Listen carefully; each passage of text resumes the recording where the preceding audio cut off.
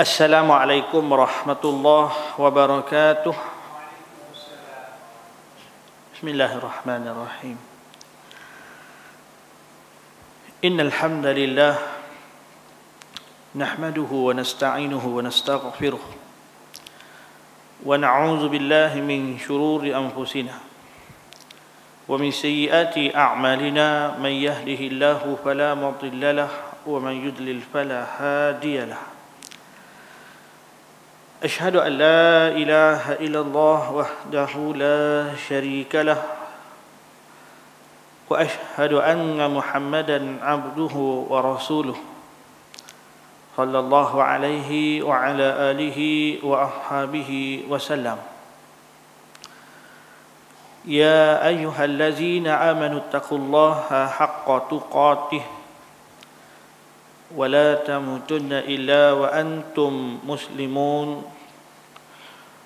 يا أيها الناس اتقوا ربكم الذي خلقكم من نفس واحدة وخلق منها زوجها وبث منهما رجالا كثيرا ونساء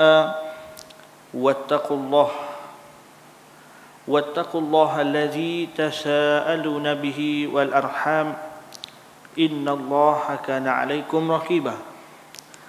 يا أيها الذين آمنوا اتقوا الله وقولوا قولا سديدا يصلح لكم أعمالكم ويغفر لكم ذنوبكم ومن يطع الله ورسوله فقد فاز فوزا عظيما. أما بعد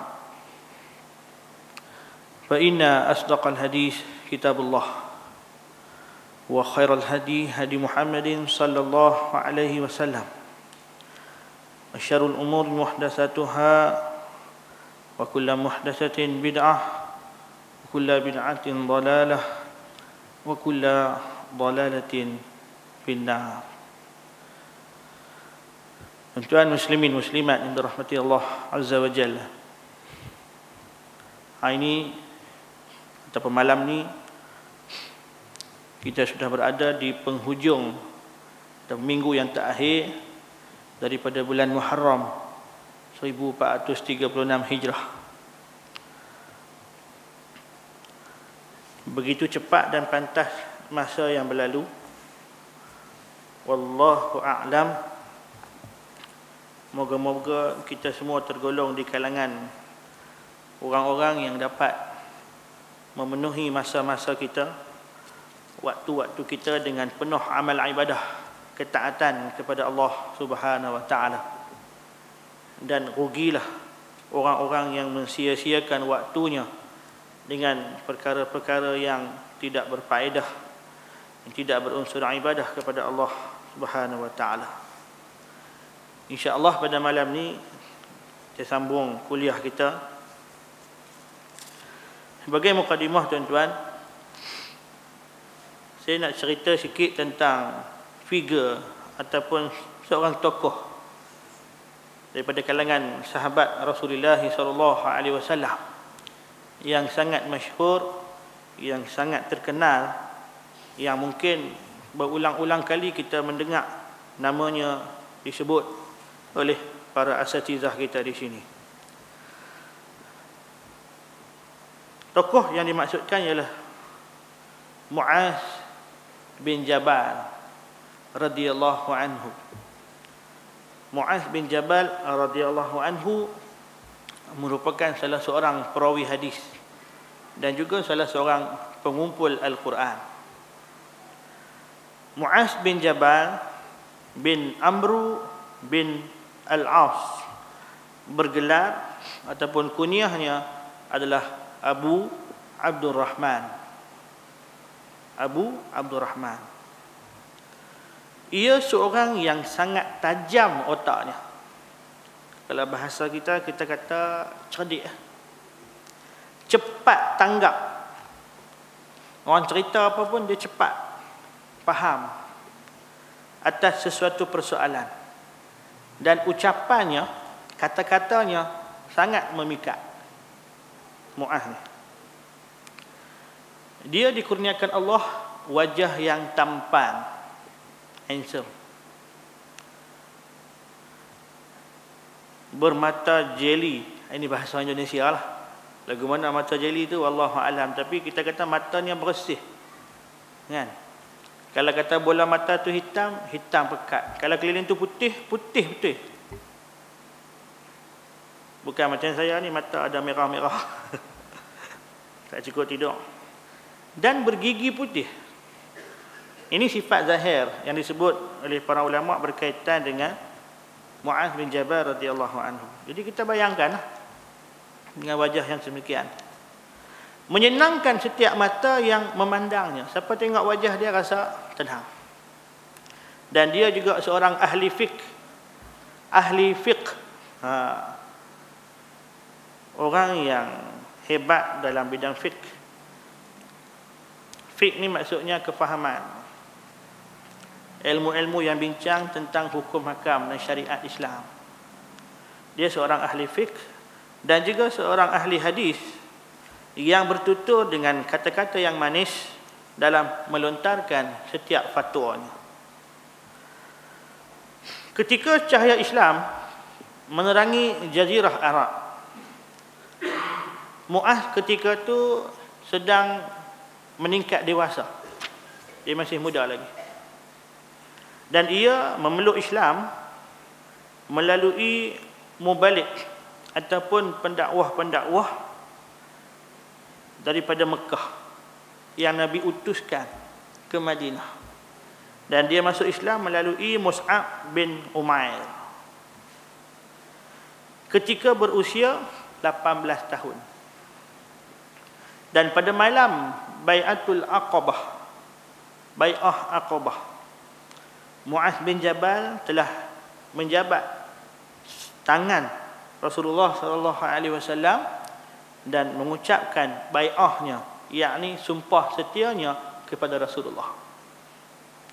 Dia terlibat dalam bai'ah Aqabah dan dia salam dengan Rasulullah, bai'ah dengan Rasulullah. Di Madinah, tuan-tuan, apabila dia pulang daripada Mekah, lepas dia bai'ah dengan Nabi dekat Bukit Aqabah waktu malam tu, di bulan Zulhijjah, dia balik ke Madinah. Mu'adz telah membentuk satu kelompok di kalangan sahabat-sahabat untuk menghancurkan berhala-berhala. Kadang-kadang dia buat sembunyi-sembunyi, kadang-kadang dia buat terang-terangan. Di mana ni? Di Madinah, yang ketika tu dikenali sebagai Yasrib. Nabi tak pergi lagi ni. Setelah Nabi SAW hijrah ke Madinah, Mu'adz selalu mengikuti Rasulullah. Nabi pergi mana dia ikut, bersama-sama dengan Nabi. Dan dia mempelajari Al-Quran, ayat-ayat Al-Quran dan syariat Islam. Dan kita faham, tuan-tuan, bila kita belajar tarikh tasyri', 13 tahun ayat-ayat yang Allah Ta'ala turunkan di Mekah banyak merupakan ayat-ayat berkaitan dengan akidah. Manakala selepas hijrah ke Madinah, kebanyakan ayat yang turun, ayat-ayat Madaniyah berunsur ayat hukum, ayat-ayat yang panjang. Di Mekah ayat pendek-pendek, di Madinah ayat panjang-panjang cerita tentang hukum hakam dan syariat Islam. Waktu ayat itu turun, Mu'adz sentiasa mengikut Rasulullah SAW serta mendengarkan setiap sabda-sabda Nabi SAW. Bila duduk selalu dengan Nabi, bila Nabi keluarkan hadis, Nabi tunjukkan satu perbuatan, hadis perbuatan, dia tengok, dia lihat, dia dengar. Subhanallah. Sehingga Mu'adz menjadi seorang sahabat yang paling mahir membaca Al-Quran dan paling memahami tentang syariat Islam. Dan Mu'adz juga, tuan-tuan, selalu hadir menemani Rasulullah SAW di medan perang. Di Madinah kita faham tahun kedua dah berlaku dah peperangan Badr Al-Kubra. Badr Al-Kubra berlaku pada tahun kedua hijrah, dan seterusnya peperangan Uhud dan lain-lain. Dia ikut serta sama dalam jihad. Dan Nabi SAW mempersaudarakan Mu'adz. Mu'adz ni orang Madinah, dia orang Ansar. Dia bagi saudara. Nabi saudarakan Mu'adz dengan sahabat Muhajirin daripada Mekah. Siapa dia, tuan-tuan? Nabi pasangkan Mu'adz dengan satu lagi yang hebat, iaitulah Abdullah bin Mas'ud radhiyallahu anhu. Tu dia. Depa dua couple. Nabi syadarakan Muhajirin dengan Ansar. Ansar Muaz bin Jabal, Muhajirin Ibnu Mas'ud radhiyallahu anhu. Hebat dua-dua orang ni. Lalu mengutuskan Muaz ke negeri Yaman. Ini yang terkenal. Bila Nabi utuskan Muaz ke Yaman sebagai gubernur untuk mengajarkan penduduk-penduduk Yaman memperdalamkan agama dan menghafaz Al-Quran. Muaz pun berangkat dengan menaiki kudanya pergi ke Yaman. Dan Nabi melepaskan keberangkatan Muaz sambil bersabda. Ini cerita dia. Waktu Muaz nak pergi ke Yaman, nak naik kuda tu, Nabi pesan dekat Muaz. Ya Muaz, ana uhibbuk. Wahai Muaz, aku sangat cinta kepadamu. Aku sangat menyayangimu. Itu dia. Kalau sebelum-sebelum ni mungkin kita pernah dengar ucapan cinta daripada Sayyidina Umar Al-Khattab radhiyallahu anhu kepada Rasulullah. Ketika mana Nabi dan para sahabat-sahabat berjalan bersama-sama, Umar ketika tu menggandeng tangan Rasulullah. Menggandeng tangan Rasulullah sambil berjalan, Umar kata dekat Rasulullah, ya Rasulullah, aku sangat mencintaimu melebihi segala-galanya melainkan diriku sendiri. Hebat. Tapi Nabi kata, la ya Umar, bukan lagu tu. Kamu kena cinta aku melebihi diri kamu sendiri. La tu juga Umar tukar. Al-an ya Rasulullah. Sekarang wahai Rasulullah, engkau lebih aku cintai daripada diriku sendiri. Baru Nabi kata, al-an. Sekarang benarlah imanmu wahai Umar. Nabi ajak Umar. Tapi dalam cerita ni Nabi yang sebutkan lafaz cinta dan sayangnya kepada Muaz bin Jabal. Andai kata kita Nabi, kita tak jumpa Nabi kan? Andai kata kita ada orang sebut pada kita, apa kita rasa? Kan? Haji Hamid mai jumpa ustaz, Haji sayang kat ustaz. Saya pun sayang kat Haji kerana Allah. Zaman Rasulullah benda ni tak pelik. Tapi kalau 2014 ni kita sebut lagu tu, naya. Kan, tengok atas bawah. Jadi geng mana? Kan. LGBT ke apa? Cinta antara saudara seakidah. Yang ada wahdatul fiqh, wahdatul amal. Kesatuan dalam akidah, dalam pemikiran, dalam tindak tanduk yang berpandukan Al-Quran dan As-Sunnah. Nanti kita cerita lagi tentang cerita tu. Lepas pada tu tuan-tuan, Muaz menetap di Yaman hingga pada masa pemerintahan Sayyidina Abu Bakar As-Siddiq radhiyallahu anhu. Muaz duduk kat Yaman sampai Nabi wafat. Lepas tu tempat tu diganti oleh Abu Bakar. Muaz masih di Yaman. Dan lepas pada tu dia hijrah ke Syam ataupun Syria pula. Muaz adalah seorang sahabat yang mengumpulkan mushaf Al-Quran di zaman Rasulullah.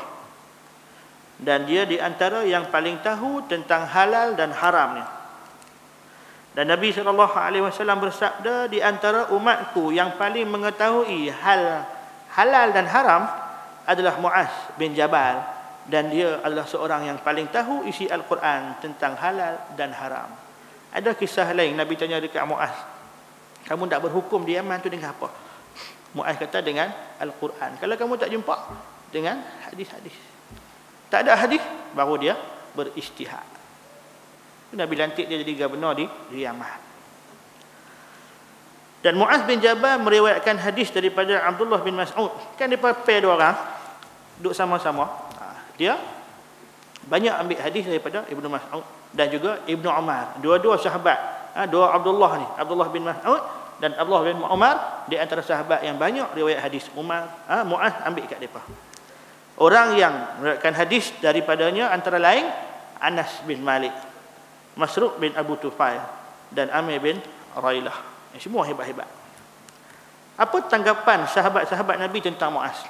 Pujian-pujian sahabat-sahabat terhadap Muaz. Antaranya tuan-tuan, Sayyidina Umar bin Al-Khattab pernah berkata, kaum wanita akan kewalahan. Kewalahan ni bahasa Indonesia. Penat, capek kalau menghadapi lelaki seperti Muaz. Sebab apa? Sebab dia handsome. Dan Umar pun kata dia sendiri akan hancur tanpa Muaz. Sebab dengan kelebihan yang tersebut tentang Muaz, hukum hakam, arifnya tentang hukum-hukum fiqh, Umar pun akan hancur kalau tak ada Muaz. Itu kata Umar Al-Khattab. Seterusnya, kata-kata Yazid bin Khutaib. Dia kata apa? Ketika aku masuk ke Masjid Himsa, aku berjumpa dengan seorang anak muda yang berambut kerinting yang dikelilingi oleh ramai orang. Dia masuk dalam masjid, dia tengok ramai orang duduk rumun satu orang budak muda. Bila budak muda itu berbicara, seolah-olah keluar cahaya dan mutiara dari mulutnya. Aku bertanya pada orang-orang sekitar masjid itu, siapa anak muda tu? Dia jawab, itulah Muaz bin Jabal. Kan? Dia sampaikan ilmu, orang semua suka dengar, komun, ambil ilmu daripada dia. Ayat Quran, hadis-hadis Nabi. Manakala Abu Muslim Al-Khawlani bercerita, katanya, aku memasuki masjid Dimashq, Damsyik lah di Syria. Di sana aku melihat sekelompok pengajian yang ramai dihadiri oleh orang-orang tua daripada sahabat-sahabat Rasulullah. Dan aku melihat seorang anak muda yang bermata jeli dan bergigi putih, yang menjadi tempat bertanya jika mereka ragu dalam suatu masalah. Lalu aku bertanya pada orang yang duduk di dekatku, siapa anak muda ini? Maka dia jawab, itulah Muaz bin Jabal.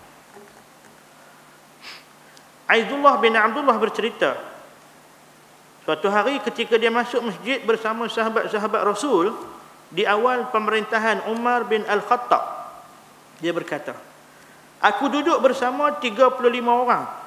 Seluruhnya menyebutkan hadis Rasulullah SAW. Ramai-ramai itu duduk bincang pasal hadis.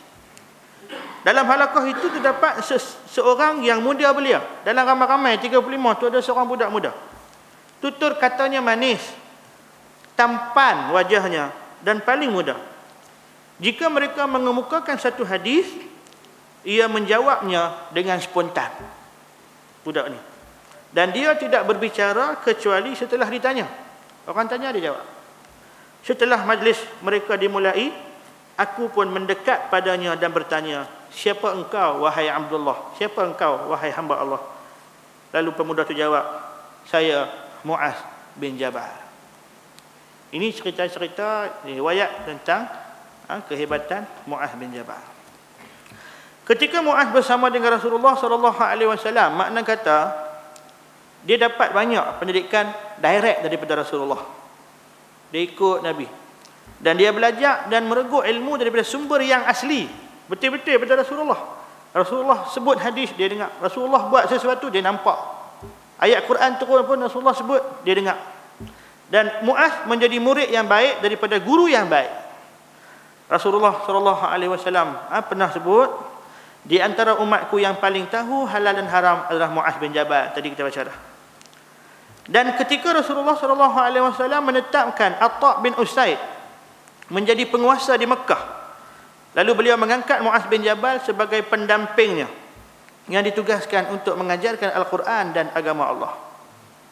Suatu hari Rasulullah SAW bersabda kepada Muaz, ya Muaz, demi Allah, wallahi aku sangat mencintaimu. Hak tadi tu. Lepas Nabi sebut dekat Muaz, aku cinta padamu wahai Muaz, kemudian Nabi pesan pada Muaz, oleh itu janganlah engkau lupa berdoa selepas salat dengan doa ini. Nabi pembaca doa tu, Allahumma a'inni ala zikrika wa syukrika wa husni ibadatik. Hak ni yang saya nak cerita. Tapi saya cerita pasal Muaz dulu. Sebab sebelum Nabi sebut, Nabi kata Nabi cinta dekat Muaz. Oleh kerana Nabi cinta kat Muaz, Nabi pesan kat Muaz, jangan sekali-kali kamu tinggal baca doa ni lepas sembahyang. Allahumma a'inni ala zikrika wa syukrika wa husni ibadatik. Nabi nak Muaz minta doa tu setiap kali semayang. Dan sudah tentu kita tahu kelebihan doa tu sangat besar, sangat hebat. Sebab Nabi sendiri yang ajak kepada sahabatnya yang dikasihi Muaz bin Jabal, dan juga menjadi panduan petunjuk kepada kita yang mencintai para sahabat dan mencintai Rasulullah sallallahu alaihi wasallam untuk sering membaca doa itu selepas solat. Allahumma a'inni ala zikrika wa syukrika wa husni ibadatik. Apa maksudnya? Ya Allah, ya Tuhan kami, a'inni, tolonglah kami, bantulah kami, ala zikrika, untuk mengingatimu. Kita sendiri minta pada Allah, Allah tolong kita untuk ingat pada dia.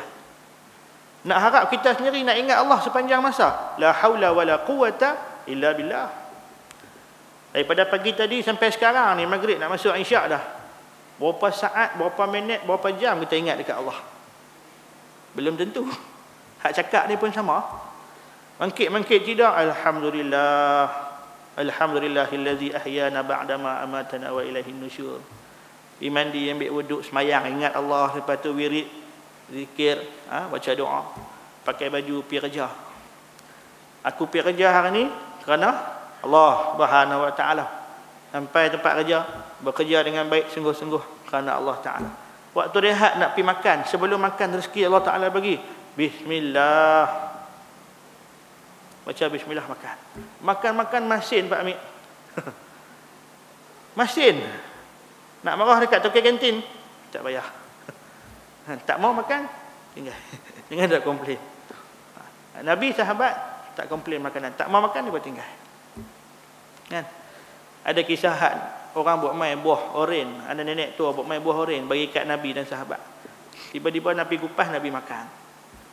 Habis biji, Nabi kupas, Nabi makan. Habis lagi Nabi kupas, Nabi makan. Nabi tak semawa kat sahabat pun. Siapa? Sahabat pun heran. Lepas nenek tu balik, baru Nabi beritahu, buah tu masam. Aku bimbang kalau aku bagi dekat hampa, sekali hampa marah kat nenek tu. Nampak tak? Kita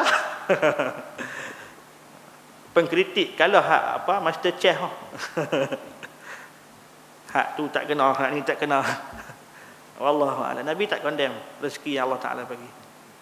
Ada juga rezeki Allah bagi walaupun tak sedap tak mana rezeki. Habis makan, alhamdulillah, sambung balik kerja, balik rumah, balik pada keluarga, ingat pada Allah. Kan?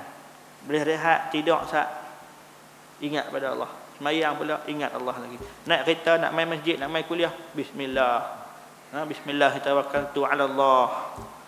Baca doa, ingat Allah lagi.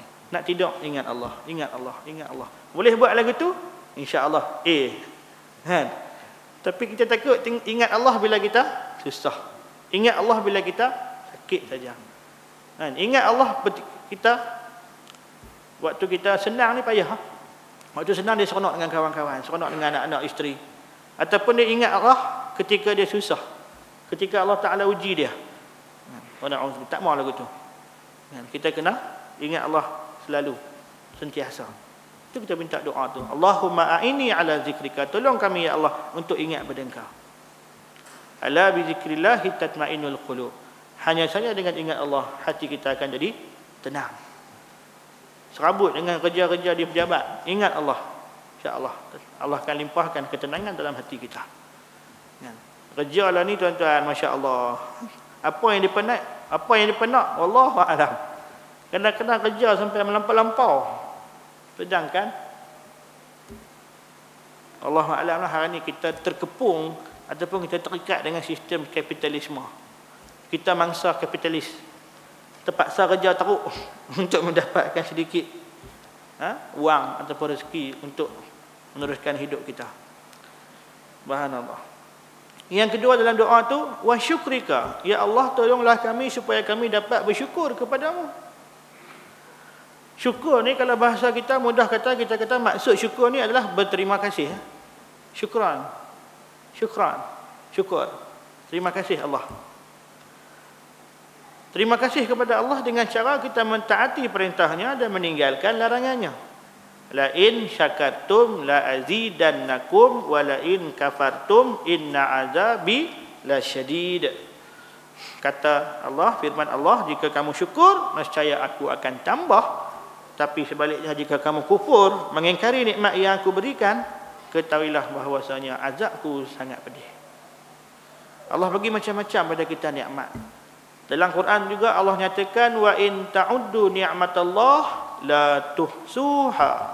Kalau kamu cuba try nak kira banyak mana nikmat Allah bagi pada kamu, nescaya kamu tak akan mampu.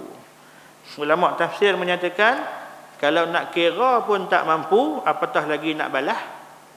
Nak kira pun payah dah, banyak sangat. Nak balas lagi tak mampu. Jadi kita bersyukur banyak-banyak. Dan Allah juga nyatakan dalam Quran satu ayat, wa qalilum min ibadiyas syakur. Hanya sikit sekali daripada kalangan hamba-hambaku yang bersyukur kepadaku. Sikit. Sebab tu Sayyidina Umar Al-Khattab radhiyallahu anhu pernah berdoa, Allahumma ja'alni minal qalil. Ya Allah, Tuhanku, masukkanlah aku dalam golongan yang sedikit. Sahabat lain dengar tanya, kenapa Umar engkau minta doa macam tu? Nak masuk kelompok yang sikit? Zaman kita ni nak masuk kelompok yang ramai, yang majoriti, harus perdana. Kan? Tapi Umar minta kelompok yang sikit. Umar kata, sebab aku dengar firman Allah, wa qalilun min ibadiyas syakur. Aku nak jadi kelompok yang sikit yang boleh syukur pada Allah Subhanahu wa taala. Syukur. Terima kasih. Yang ketiga, wa husni ibadatik. Ya Allah, ya Tuhan kami, tolonglah kami untuk dapat bagi elok, bagi cantik kami punya amal ibadah. Apa lagi yang kita nak selain daripada amal ibadah yang cantik, yang elok? Husni ibadatik, yang baik. Apa lagi kita nak? Kita dah faham Al-Quran, faham hadis. Kita berazam untuk beribadah dengan mengikut petunjuk Nabi sallallahu alaihi wasallam yang sahih. Kita nak baik dari segi kuantiti, jumlah bilangan. Tambah bilangan, dari segi bilangan tambah. Dan juga kita nak baik dari segi kualiti, nilai ataupun mutu ibadah kita. Makin khusyuk, makin tepat waktu. Fastabiqul khairah. Kita lumba-lumba untuk buat kebaikan. Bagi elok. Tiga-tiga ni kita minta pada Allah. Kita boleh ingat dekat dia, kita boleh syukur dekat dia, dan Allah bantu kita untuk bagi cantik kita punya amalan. Jangan tinggal Nabi habaq dekat Muaz. Dan kita lebih-lebih lagi lah. Lagi jangan tinggal. Doa waktu lain pun baca juga doa tu. Sebaik-baik doa yang daripada Rasulullah sallallahu alaihi wasallam. Daripada ayat-ayat Al-Quran. Kadang-kadang saya diarahkan untuk membaca doa dalam majlis-majlis tertentu. Besok, lusa, tulat dengan Sabtu, 4 hari ni ada majlis. 4 hari saya kena baca doa. Ustaz ada 4 orang, tapi saya duduk kena. Siapa dah? Mungkin sebab saya tak baca Yasin, tak buat tahlil kot. Daripada ustaz 3 orang dah buat Yasin dengan tahlil, Ustaz Sabri baca doa sudah. Daripada bagi macam tu. Esok doa majlis jamuan prasekolah. Hari Khamis doa majlis hari kanak-kanak. Hari Jumaat doa majlis graduasi tahun 6. Hari Sabtu doa majlis orientasi prasekolah tahun depan. Tu dia. Saya nak kena baca doa. Macam-macam majlis ada baca doa. Kan? Wallahu a'lam. Siapa dia berkenan sangat. Tapi kadang-kadang kita tengok reaksi wajah. Bila kita baca doa dengan doa-doa daripada Al-Quran, doa-doa daripada hadis Nabi, kadang-kadang boleh juga. Asyik-asyik doa tu ada baca. Asyik-asyik doa tu ada baca. Sebab itulah doa yang terbaik, Al-Quran dan hadis. Saya baca doa tu, saya faham makna dia dan saya boleh maksudkan apa yang saya nak dengan doa tu. Lah ni orang tak mau, orang nak doa yang ada bunga-bunga. Doa yang dikarang dengan bahasa puisi, syair, sastra tinggi ni. Kan? Dengan intonasi naik turun. Saya tak suka lagu tu. Doa Al-Quran. Rabbana la tuzigh qulubana ba'da idh Rabbana zalamna anfusana Rabbana hab lana min azwajina Rabbana atina min ladunka rahmah Rabbana atina fid dunya. Allah, doa tu kami pun tahu. Tahu baca. Tu sebaik-baik doa daripada Quran, daripada hadis. Bila kita baca, kita faham makna dia, insya-Allah. Bagaimana mungkin Allah nak makbulkan doa daripada orang yang minta sedangkan dia pun tak tahu apa yang dia minta. Duk amin, amin, amin, dia pun tak tahu. Nak baca dengan imam, tunggu wirid panjang-panjang, nak baca sama-sama dengan imam. Imam baca doa apa, dia duk amin, amin. Tak tahu minta apa. Allahu a'lam. Wallahu a'lam. Tuan-tuan, itu doa kita kena baca. Allahumma a'inni ala zikrika wa syukrika wa husni ibadatik. Baik. Habis mukadimah. Ni duk tahan sakit ni. Kan? Tangan ni kena ni. Jari hantu ke apa nama? Moga-moga jadi kafaratul dzunub. Kita dosa banyak. Nak bawa kereta tadi pun pegang, nak tekan signal, nak buka lampu. You know. Subhanallah. Baik tuan-tuan. Saya minggu lepas baru balik pada Langkawi. Balik pada Pulau Langkawi, Pulau Legenda. Legenda apa? Legenda Mahsuri tu. Ada lang, burung lang besar. Orang kata berhala Ustaz. Berhala. Baik. Khusus kerajaan lah, hujung-hujung tahun ni nak perhabis. Peruntukan yang telah diberikan 2014 buat khusus lah. Khusus tu ada manfaat insya-Allah. Bukan khusus pi main-main. Memang khusus untuk meningkatkan prestasi penjawat awam sebagai guru dan lain-lain lah. Tapi sambil khusus tu pi Haji Ismail Group beli coklat. Sebab tu buat di Langkawi. Kalau tanya-tanya peribadi tuan-tuan, buat khusus kat mana pun tak apa. Yang penting pengisian khusus tu lagu mana. Buat di Langkawi, nak jalan pergi sana 2 jam. Kalau perlis naik bot, sejam lebih kadang-kadang. Pergi duduk hotel. Memang bajet banyak. Tapi sebab ada Haji Ismail Group, usahawan Muslim di Pulau Langkawi yang hebat. Ada kompleks Haji Ismail.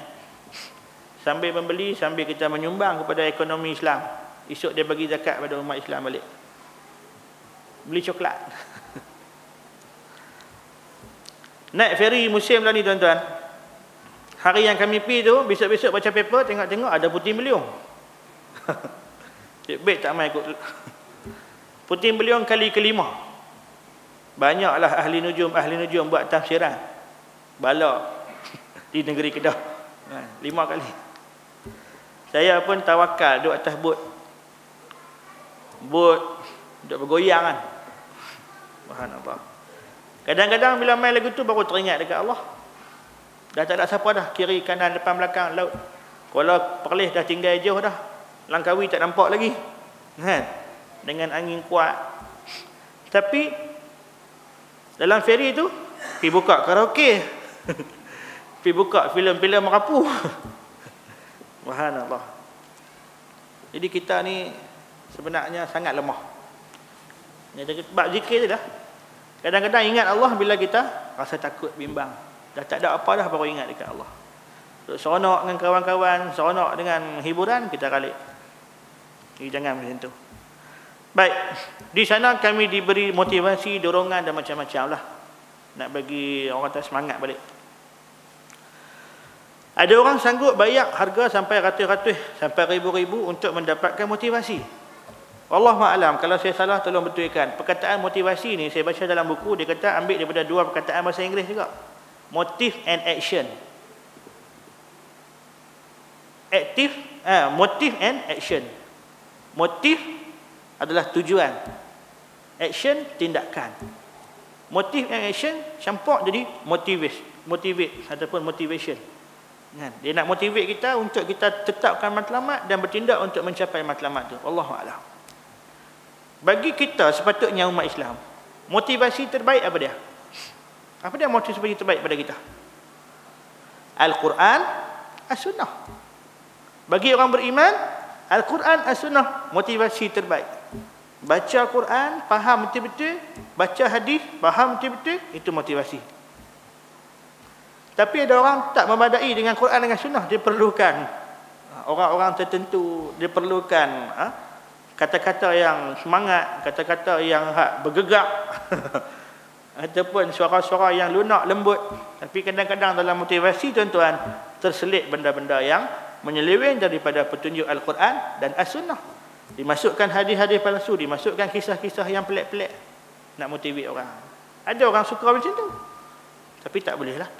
Kita motivate dengan Al-Quran dan As-Sunnah cukup.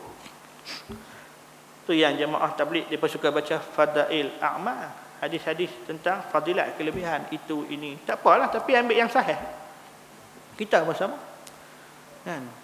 Kalau kamu tahu apa yang ada pada solat subuh berjemaah, nescaya kamu akan mai juga walaupun terpaksa merangkak. Tu dia. Tapi kalah juga. Tak boleh nak mai juga. Ada kereta pun tak boleh nak mai juga. Dengan merangkak. Kalau kamu tahu apa yang ada kelebihan dalam saf yang pertama, kamu akan berebut walaupun terpaksa cabut undi. Kita tak tolak kat orang. Kan? Beralah tak kena tempat. Utamakan orang lain tapi tak kena tempat. Patutnya kena berebut saf pertama. Itu motivasi ya Nabi bagi. Ganjaran dia, subhanallah. Sebab benda tu berkaitan dengan iman. Kita tak nampak. Benda-benda tu dosa, pahala, syurga. Kan? Tak nampak. Orang nak nampak seketui depan tu baru orang nak buat. Wallahu a'lam. Baik. Dalam motivasi-motivasi yang kita dengar dalam program, dalam ceramah, di masjid, di surau, di pejabat, di sekolah-sekolah,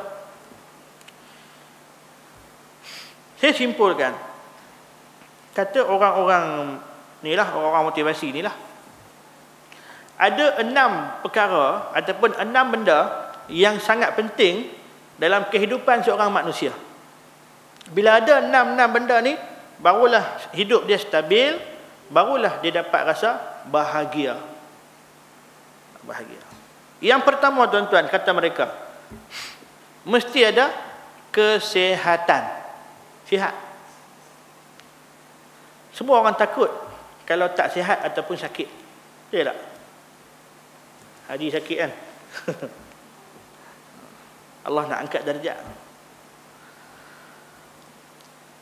Hanya orang yang sedang sakit macam saya dengan orang yang pernah sakit merasai betapa besarnya nikmat sihat. Ni jari ni sikit je ni, tapi nak tulis susah. Nak buat kerja, nak pegang macam-macam mau tak boleh buat dengan kena jari ni je. Subhanallah. Jadi semua orang nak sihat. Semua bimbang jadi sakit. Dan apa jenis bisnes perniagaan berkaitan dengan sihat pasti akan laris, laku. Macam-macam ubat. Ubat tu, ubat ni. Nak bagi gebu, nak bagi cerah, nak bagi kurus, nak bagi tembam, nak bagi macam-macam. Laku. Sama juga dengan perniagaan insurans. Tuan-tuan pernah jumpa dengan orang insurans? Minta maaf. Saya fobia. Sebab kita bukan ada duit sangat. Kita fikir kita punya kesihatan hidup mati kita ni. Tapi dah kita tak mampu nak bayar sebanyak tu. Dengan walaupun kita kata kesan dia tu besar dalam hidup kita. Saya rimah. Kalau orang insurans berjumpa saya nanti lari. Kalau kata dah ada pun, dia buat main dia punya hak sempoi lagi. Lagi hebat daripada hak duk ada tu. Kalau tak boleh nak bayar pun, dia sanggup untuk potong dia punya allowance dia. Nak bagi kita ambil juga insurans. Alangkah baiknya kalau dakwah kita buat macam orang berniaga insurans. Betul tak? Betul tak? Orang hak duk jual insurans tu, kan? Dia jual dia punya bisnes, plan dia. Tapi bisnes kita ni Islam, Al-Quran, Sunnah. Kita buat taktik, strategi macam orang jual insurans, macam mana? Boleh tak? Kan? Tuan, masuklah Islam, masuklah Islam. Islam ni agama terbaik. Islam ni akan selamatkan tuan daripada neraka. Masuklah Islam. Boleh buat ke tu? Wallahu a'lam. Nanti kita bincang bab tu. Uslub dakwah. Jadi kesihatan penting. Orang tak mau sakit. Yang kedua kata mereka yang penting dalam hidup kita nak stabil, nak bahagia mesti ada wang. Kewangan. Duit kan. Kalau aku kaya hari-hari hari raya cita-citaku nak jadi orang kaya. Apa sebab pasal kaya? Sebab dunia ni nak sembang apa pun, no money no talk. Tak ada duit jangan duk sembang. Tak ada duit jangan sembang. Nak buat program ke, nak panggil apa, nak buat duit kena ada dulu. Sebab tu duit menjadi keutamaan dalam kehidupan manusia. Ada orang yang menggadaikan prinsip agamanya mendapatkan duit dengan cara yang batil, mencuri, merompak, menipu sesama saudara seagama, menipu berkeli dengan adik-beradik sendiri pasal duit lah. Kan, kepingan-kepingan logam berwarna emas, warna perak, kertas, kelayan kertas macam-macam color, jadi rebutan manusia. Mesti ada duit. Orang ukur kekayaan dengan duit. Dengan duit, harta banyak. Itu pandangan manusia. Kita tak masuk hadis Nabi ni, kita cerita pasal manusia punya tanggapan. Yang ketiga, kata mereka, nak stabil, nak bahagia, mesti ada kerjaya. Kerjaya yang hebat, kerjaya yang menjamin masa depan. Kita pun sekolahkan anak kita, sekolah rendah, sekolah menengah, habis sekolah menengah.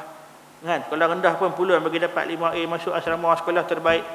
Masuk di tempat 5 pula, ambil SPM, habis SPM cemerlang, masuk U, tak cemerlang ambil STP. Kan? Masuk kolej, ambil diploma, ijazah, sarjana dan lain-lain. Berapa banyak kita korbankan duit kita untuk sekolahkan anak-anak kita sampai berjaya. Sebab bagi dia dapat kerjaya yang menjamin hidup dia. Interview sana, interview sini. Kos kita tu, kita harapkan berbaloi. Aku habis duit banyak untuk hang mengaji, esok hang dapat kerja baik. Hang pandai-pandai lah nak balas jasa mak ayah kita balik. Itu pun bergantung atas tujuan dia belajar. Kerana Allah ataupun kerana kerjaya. Kerjaya yang stabil. Kalau ni yang stabil kerja government lah Ustaz. Habis dapat pension. Kerja kilang tak tentu lagi. Kilang bankrupt, dia balik Amerika, balik Jepun, tinggal kita. Nak kerja, ada bisnes macam-macam. Kerjaya yang stabil orang nak. Penting dalam hidup. Ada orang cuba macam-macam jenis kerjaya. Ada orang suka dengan satu kerjaya. Dia suka kerja sendiri. Yang keempat, kata mereka, nak stabil, nak bahagia dalam hidup, mesti ada ilmu pengetahuan. Macam-macam ilmu lah. Orang putih kata knowledge is power. Siapa yang ada ilmu, dia akan berkuasa. Siapa yang tak ada ilmu, dia kena tipu. Siapa tak ada ilmu, dia akan ketinggalan. Macam-macam ilmu, termasuk general knowledge, ilmu pengetahuan umum. Bagaimana untuk survive hidup di alam dunia ni, kena ada ilmu. Yang kelima, kata mereka, nak bahagia stabil dalam hidup, mesti ada perhubungan yang baik dengan jiran tetangga, dengan ahli keluarga, dengan masyarakat, dengan kawan-kawan tempat kerja. Kalau kita bergaduh berkeli dengan orang, hidup kita tak tenteram. Berkeli dengan jiran sebelah, hoi, tak boleh duduk. Berkeli dengan kawan dekat pejabat, seorang je. Walaupun ramai, tapi berkeli dengan seorang je. Hei, tak tenang jiwa kita. Dan yang keenam, terakhir, kata mereka, nak bahagia stabil dalam hidup, mesti ada kekeluargaan. Keluarga ni tuan-tuan, kita kata ada mak, ada ayah. Ada anak-anak, baru keluarga. Mak duduk di Penang, ayah duduk di Kelantan, anak duduk kat Tok Wan. Hak ni keluarga jarak jauh yang berlaku zaman kita ni. Atas tuntutan kerjaya. Kerjaya nak dapatkan wang. Wang tu semua boleh buat macam-macam. Nampak? Dia berkait semua tu. Hari ni kita macam tu jadinya. 6 benda. Sihat, wang, kerjaya, ilmu, hubungan, keluarga. Ada 6 ni, bahagia, stabil hidup kita. Tapi realitinya tuan-tuan, saya tanya, ada tak orang yang ada 6 benda ni? Ada tak? Ada, tapi jarang. Kalau ada, alhamdulillah, Allah bagi nikmat yang banyak pada dia. Tapi jarang. Realiti tuan-tuan, ada orang yang kaya raya, harta dia banyak, di laut, di darat, di bukit, di lembah, semua ada. Tetapi kesihatannya terganggu. Duit banyak, harta banyak, tapi tak sihat. Nak makan ni tak boleh, nak makan tu tak boleh. Kan? Kalau kita sihat, pergi kedai Tom Yam, tempah ikan siakap 3 rasa. Rasa 3. Tapi kalau orang tu sakit, dia makan ikan siakap 3 rasa, tak rasa apa. Sebab dia sakit. Lepas tu nak kena telan ubat pula. Tak boleh tinggal. Hak kena sakit kencing manis, nak kena suntik insulin kot perut. Kaya, tapi tak sihat. Ada orang pula yang sihat, jarang-jarang sakit. Sakit sesemua, batuk, demam sikit-sikit je. Tetapi ada pula masalah dengan masyarakat. Ada masalah pula dengan keluarga, adik-beradik. Nampak? Dia tiada juga satu-satu tu. Jadi itulah kita kata lumrah kehidupan kita dekat dunia ni. Tak ada seorang manusia pun yang ada segala-galanya. Kan? Jadi kalau macam itulah keadaan dia, apa solusi kita? Jalan keluar kita apa? Tak lain tak bukan melainkan kita kena menguatkan iman kita. Kerana hanya imanlah yang akan menampung segala kekurangan yang ada dalam hidup kita. Iman akan cover semua tu.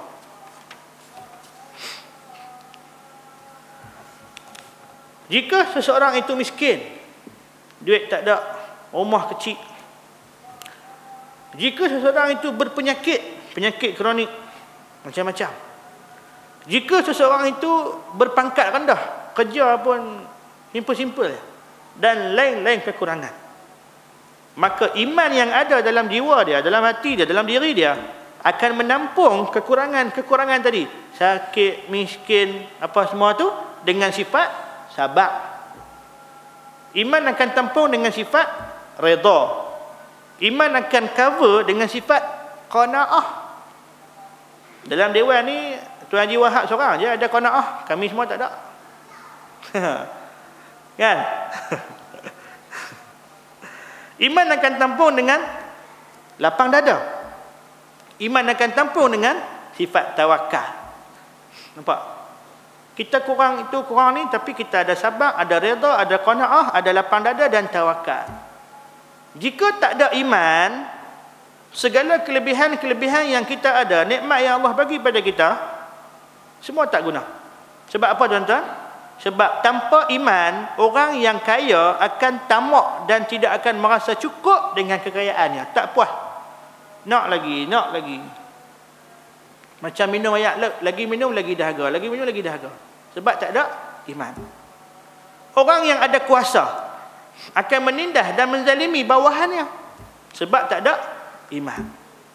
Orang yang sihat tadi akan lupa diri dan terus buat jahat sebab duk sihat, tak sakit-sakit. Dia lupa diri, dia buat jahat sebab tak ada iman. Dan orang yang banyak ilmu akan jadi angkuh, menghina orang lain dengan sebab tak ada iman. Jadi kesimpulannya iman dan iman. Bagaimana usaha masyarakat Islam hari ini untuk meningkatkan iman mereka dari masa ke semasa? Sebab iman kita mengikut i'tiqad ahli sunnah wal jamaah yazidu wa yanqus, bertambah dan berkurang. Kita bukan malaikat. Malaikat iman dia maintain, duk teratur lah. Sebab Allah cipta malaikat untuk taat pada Allah. Iman para Nabi Rasul bertambah dari masa ke semasa. Iman kita manusia biasa naik turun. Bergantung kepada amalan yang kita buat. Kita buat taat, naik. Kita buat maksiat, wa na'udzubillah, iman kita akan turun. Kita bukan murji'ah, faham irja', yang meyakini bahawasanya amalannya tidak mempengaruhi, tidak mengesan kepada iman. Kan? Walaupun saya tak tutup aurat, tak pakai tudung, tapi hati saya baik. Walaupun saya ni dah tukar jantina, tapi saya tetap takwa pada Allah. Ini tak kena, tu irja', murji'ah. Setiap perbuatan amalan kita ada efek kesan kepada iman kita. Tuan-tuan, lah ni orang pakai handphone jenis ni. Haji Hamid ada? Tak ada. Haji Jainuddin ada? Tak ada. Hak lain ada kot, Haji Khalim ada. Handphone ni bateri dia cukup cepat habis. Betul tak?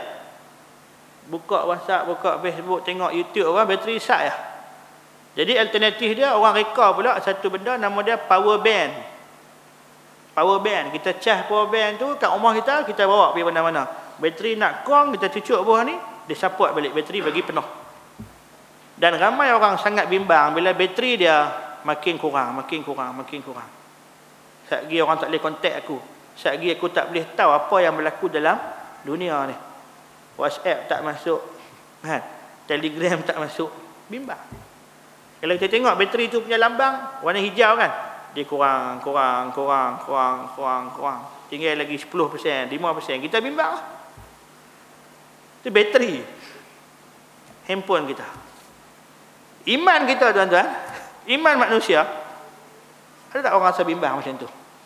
Makin hari makin turun. Dia iman litlak, iman suasana. Mari bulan Ramadan, iman dia naik. Lepas raya tu turun. Kan? Sebab dia tak istiqamah. Mari pula raya haji, naik balik. korban. Kan? Bukan darah tinggi naik, iman pun naik tak? Korban. Lepas raya turun pula. Ni mari pula awal Muharram, hijrah, naik balik. Ceramah hijrah dalam TV radio. Lepas hijrah turun balik, lupa dah. Lagi mari pula Maulid Nabi, selawat, naik pula. Begitu. Dia tak boleh nak maintain. Tapi kalau kita rasa bimbang dengan penurunan kadar iman kita, memang kita kena rasa bimbang. Kan, kita ni manusia. Ada masa kita rajin dan kadang-kadang mai masa malas tu kita kena lawan. Talbisul iblis, bisikan iblis. Untuk main pujuk kita, relax lah brother, tunggu lah dulu, muda lagi, kan, awal lagi, hidup pujuk kita. Inna nafsa la amaratu bisu, nafsu amarah selalu ajak buat jahat, tangguh buat baik. Nak kena mujahadah lawan dengan dia. Kita mai dengar kuliah, mai dengar ceramah tazkirah dengan harapan iman kita bertambah. Bila kita dengar nama-nama Allah, dengar ayat-ayat Allah, dengar hadis-hadis Nabi, iman kita top up. Tuan-tuan, bila berlaku yang tadi tu, tak ada iman, kan, orang kaya ke, orang berkuasa ke, orang sihat ke, ulama ke, tak ada iman, kan. Yang kaya tindah yang miskin, yang ada kuasa tindah rakyat dia, yang sihat lupa diri buat jahat, yang banyak ilmu hina orang lain. Semua ini akan menimbulkan kebencian dan rasa tidak puas hati, kemarahan dan kedengkian sesama manusia. Nampak tak? Yang akhirnya menimbulkan krisis pertembungan di antara orang miskin dengan orang kaya. Sepatutnya orang kaya tolong orang yang miskin, orang miskin mendoakan yang kaya. Timbul krisis di antara yang berkuasa dengan rakyat jelata. Sepatutnya yang berkuasa jalankan amanah dia, rakyat bagi sokongan. Tapi bila tak ada iman, yang berkuasa menindas rakyatnya, rakyat marah dekat yang berkuasa. Sama juga krisis di antara buruh dengan majikan. Majikan jaga kebajikan sepatutnya, buruh buat kerja dia elok. Ni tak ada iman, majikan menindas pekerja dia, tekan pekerja dia, potong gaji dia, pekerja dia pula bangkit buat demonstrasi sampai ke sudah tak habis. Bila tak ada iman, iman kita ni Allah Ta'ala akan uji dari masa ke semasa, kan? Dari masa ke semasa. Tuan-tuan, nak habis lah. Dah masuk Isyak dah. Ustaz Aizul bagi tahu saya nak berhenti. Dia tak main lagi, saya sambung lagi. Isu-isu yang viral dalam media masa kebelakangan ini, dalam seminggu dua ni. Viral tu apa? Kalau bahasa kita, ayuh ha. Yang orang duk sembang selalu. Apa dia tuan-tuan? Kalau macam saya ni cikgu, yang duk bincang ni isu buli kat sekolah. Walaupun orang kata kes tu kes lama, kan, yang buli ramai-ramai tu kan, yang ramai-ramai, belasah ramai-ramai, itu berlaku di Pontian, Johor tahun 2010. 2011 budak tu kena buang sekolah dah. Mungkin lah ni budak tu dah baik dah, wallahu alam kan. Kes yang kedua di Perlis, budak kecil tu kena buli bulan 6 yang lalu, wallahu alam. Anta tengok budak tu kena buli, kesian tak? Tak kesian? Anta kaki buli apa? Kesian tak? Kesian. Kesian budak tu. Abang Sabri tengok budak ada buli budak tu, rasa apa? Marah. Marah. Wajarlah kita marah dengan perbuatan tu. Kan, kejam, zalim, naya orang. Tambah kalau anak kita kena sendiri, lagi kita marah. Tapi cari budak tu. Wajar, marah tu wajar lah. Tetapi kita sayang, kesian juga dekat budak yang buat lagu tu. Sebab kita kena bezakan di antara perbuatan dengan orang yang buat. Perbuatan dia bully budak lain tu kita benci. Tetapi individu budak tu yang buat perangai tu kita kena ada rasa kesian, simpati. Persepa dia jadi macam tu. Mesti ada asbab-asbab dia yang menyebabkan budak tu jadi kerah lagu tu. Hati dia kerah. Macam tak ada iman dalam hati dia. Kita kena tarik dia, kita kena bimbing dia, kita kena nasihat dia, kita kena tegur dia, bawa dia kepada jalan yang benar. Kalau kita terus condemn dia, hang ni tak boleh pakai, pergi sekolah, suruh mengaji, pergi bully orang, esok besar jadi penyamun. Kita doa kat dia pula.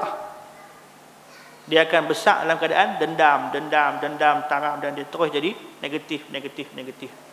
Bila dia kawan pula dengan persekitaran yang negatif. Perbuatan dia kita benci, tapi dia tu kita kena tarik dia balik. Ada sebab. Kalau kita buat forum 3 hari 3 malam pun tak habis. Nak tanya siapa salah. Ustaz salah ke, cikgu salah ke, warden salah ke, kementerian salah ke, sukatan tak betul ke. 3 hari 3 malam tak habis. Kan? Pakat duk tuding. Jadi kita kena ambil saham seorang sikit. Semua kita terlibat dalam menyebabkan benda tu berlaku. Semua kita ada. Ada saham kita sendiri. Mungkin kita yang kurang ambil berat, mungkin kita yang kurang berdakwah, mungkin kita yang kurang buat sesuatu. Kena ada rasa salah pada kita juga. Sebab budak tu tak jadi macam tu terus. Pengaruh dia, perkisaran dia, keluarga dia, ibu bapa dia. Tuan, Kementerian Penerangan buat kelak duit belum buat, bagi dekat produser filem, buat filem baik-baik. Tapi dia buat filem sampah. Filem Joanna lah, KL Gangster lah, apa jenis mak jenis kan. Budak-budak bukan ambil pengajaran, tapi ambil pelajaran. Daripada tak tahu jadi tahu. Macam-macam tuan-tuan. Itu kes bully. Kes bully ni bukan baru, lama dah. Saya pun kena bully dulu. Kan? Pengalaman kena bully tu biasalah. Yang kedua, saya ringkaskan. Kes yang viral juga. Orang kata yang tu budak-budak ustaz, hak tua-tua pun sama lah. Di mana? Di sebuah masjid di Kelantan. Masjid apa nama tak mahu sebut lah. Viral. Pihak masjid dah buat penafian, kami tak tahu apa. Kami tengah semayang, kami keluar-keluar tengok-tengok budak tu telanjang dah. Berdarah dah. Kononnya tengah duduk semayang, budak tu masuk nak pergi balas motor, dia bawa mertun, hammer nak katok. Orang luar nampak. Orang luar tangkap dia, katok dia, balun dia, berdarah, lepas tu depa telanjangkan dia dekat luar masjid. Dalam kawasan pekarangan masjid. Itu cerita sebenarlah yang kita dengar, wallahu a'lam. Tetapi apabila gambar tu diambil dan dipost dalam media, Facebook ke, WhatsApp ke, apa jenis yang ada ni, dengan pantah merebak ke seluruh dunia. Betul tak? Dan dalam gambar tu macam-macam pentafsiran yang boleh wujud. Sebab di belakang budak tu telanjang, muka dia berdarah apa semua, duduk atas motor, di belakang dia ada siapa? Ada 2-3 orang hamba Allah yang pakai kain plekat, baju Melayu, yang pakai sarban. Ya. Apa tanggapan orang-orang luar, orang bukan Islam bila tengok gambar tu? Tu dia di Malaysia, kalau orang curi motor, ni hukuman dia. Nampak tak? Nampak tak? Kesan dia cukup besar. Jenuh kita nak perbetul balik kefahaman yang salah tu. Payah tuan-tuan. Kena hati-hati. Yang ketiga, isu apa? Seksyen 66 di Negeri Sembilan. Kan? Cerita pasal bapuk pondan. Ataupun kita panggil saudarai. Saudara, saudari, saudarai. Geram nak tengok? Katanya mereka ni 3-3 mak andang. tukar jantina. Wallahu a'lam, saya pun tak tahulah cerita hak betul. Tapi hukum tukar jantina mengubah kejadian Allah ni dosa. Tak boleh buat. Walaupun dia bagi macam-macam alasan, GID lah, keseluruhan gender lah, apalah. Kan? Sifat wanita saya terkurung dalam jasad seorang lelaki. Kita dengar pun kesian. Kan? Terkurung. Macam burung dalam sangkar. Tapi tuan-tuan, benda tu pun berlaku, ada saham daripada masyarakat juga. Cerita bapuk pondan darai ni bukan hari ni. Daripada saya kecil-kecil ramai dah. Dan pihak Jawi kata dah 2000 pondan berjaya dipulihkan.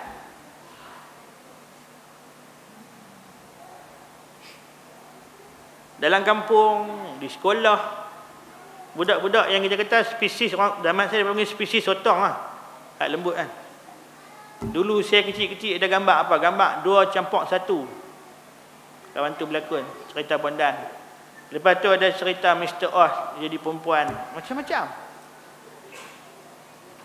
Ini pengaruh. Kadang-kadang sifat mak ayah yang teringin dapat anak perempuan, tengok-tengok Allah Ta'ala bagi lahir laki-laki. Dia besarkan budak tu dengan cara hidup perempuan. Simpan rambut panjang, make up, buah bedak, buah gincu, pakai gaun, ambil gambar. Kadang-kadang ada anak perempuan lahir dalam keluarganya, ramai laki-laki. Dia ikut jadi tomboy. Yang hak laki-laki lahir dalam kanak-kanak, dalam adik-adik kakak beradik yang hak perempuan, dia jadi macam perempuan. Pergi sekolah, masuk asrama, jumpa kawan-kawan yang satu spesies dengan dia. Jadi grup pula, jadi ramai. Dulu saya sekolah asrama. Ada 4-5 orang spesies tu. Takat lembut tak apa. Ini dah nampak macam siri-siri. Dia pergi buah celak pula, apa tiba. Jadi kacau tuan-tuan. Nak jadi cerita, berlaku satu kes. Apa dia? Kes liwat. Salah seorang budak yang lembut tu diliwat oleh pengawas asrama dia sendiri. Pengawas asrama ni biasanya budak-budak baik lah. AJK surau apa semua ni. Diliwat. Saya ambil kes tu, saya beritahu kat warden, budak tu pun kena denda, kena buang pada asrama. Takat tu lah. Nak report pihak PPD, nak report JPN, lagi nama sekolah yang malu. Settle lagu tu ya. Tapi budak lembut yang diliwat tu, apa jadi pada dia? Saya panggil budak tu, zaman tu suruh pakai seluar pendek ah, hang pakai seluar pendek, hang pakai kasut, jom. Kita pergi main takraw. Hang timbang bola, jatuh pamping. Kita nak ajak dia supaya jangan jadi lembut. Kita buat takat yang kita mampu. Tiba-tiba lepas kita keluar, budak tu naik Jakarta 5 pula. Saya dengar cerita daripada adik-adik junior, abang, budak tu dia pula piliwat budak lain. Subhanallah. Kalau kita belajar ilmu tentang psiko ni kan, perasaan orang yang kena liwat ataupun yang kena perkosa lagu mana? Kalau kita tak bimbing dia, kalau kita tak bentuk dia, dia akan besar dalam keadaan dendam, taram, tak puas hati, benci, meluat. Macam-macam. Sebab tu kita kata benda ni bukan nak cari salah, memang banyak yang salah yang terlibat. Tapi kita tanya diri kita, apa sumbangan kita untuk mengubah keadaan tu? Balik-balik, paling pada kita balik. Ya. Nah, tuan-tuan, insya-Allah kesimpulannya, jadikan Quran dan hadis sebagai motivasi hidup kita untuk melipat gandakan kita punya dakwah. Sebab Islam tanpa dakwah dan jihad seperti bangunan yang tak ada bumbung, akhirnya semua akan rosak. Lipat gandakan jihad dan dakwah dalam hidup kita, dan kerja ni kerja kita semua, insya-Allah. Moga-moga ada aktibar manfaat yang boleh kita ambil. Aku lu qauli hadza wa astaghfirullahal azim li wa lakum. Assalamualaikum warahmatullahi wabarakatuh. Subhanakallahumma bihamdik, asyhadu an la ilaha illa anta, astaghfirukallahumma wa atubu ilaik.